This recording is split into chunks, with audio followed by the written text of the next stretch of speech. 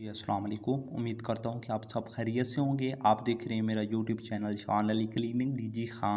तो आपकी खिदमत में हाजिर है फार्मासिस्ट सगीर अब्बास। तो आज हम जिस टॉपिक पर बात करने जा रहे हैं वो है ब्लूडाल सस्पेंशन। ये किस लिए इस्तेमाल होता है और इसके क्या क्या फ़ायदे हैं, तो ये सब जानेंगे इस छोटी सी वीडियो में। तो मेरी छोटी सी वीडियो शुरू से लेकर एंड तक लाजमी देखें ताकि आप तक इन्फॉर्मेशन पहुँचे। तो दोस्तों बात करते हैं ब्लूडाल सिरप की। ये इसका फार्मूला है एबोप्रोफिन। ये एनाल्जेसिक एंड एंटीपायरेटिक सस्पेंशन है जो दर्द बुखार में इस्तेमाल होता है। इसको सोजिश वगैरह में भी इस्तेमाल किया जा सकता है।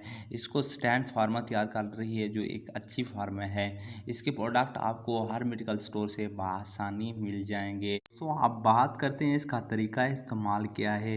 जिन बच्चों की उम्र 1 माह से 7 माह तक है उनको दिन में 3 मरतबा आधा आधा चम्मच दें। जिन बच्चों की उम्र 7 माह से 3 साल तक है उन बच्चों को एक एक चम्मच दिन में 3 मरतबा इस्तेमाल करें।